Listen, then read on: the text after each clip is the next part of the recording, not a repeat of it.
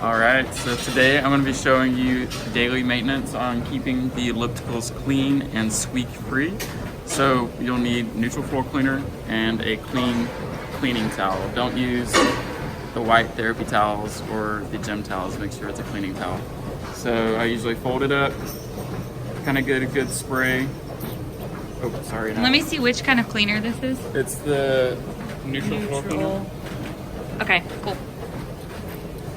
And I just spray the towel down. Make sure it's kind of good and damp. And then make my way to the elliptical. I first start by just cleaning the tracks, getting any kind of like streak marks or anything off. Move that wheel up. The bottom. And then usually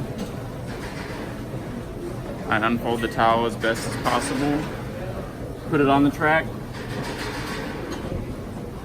and then kind of run that tire over the towel, get anything that's in the tires or anything off.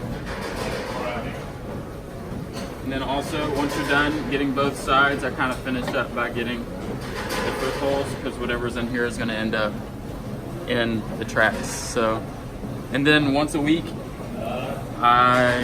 if I notice any kind of squeaking from the wheels or anything, I just kind of spray them down with WD-40. Kind of just get right there, do a little spray, and just get it going. And then once you're done with that, there's going to be a little bit of lubricant on the tracks, so just kind of wipe it down so it doesn't leave more streak marks for you to clean up later. Sounds good. That's it.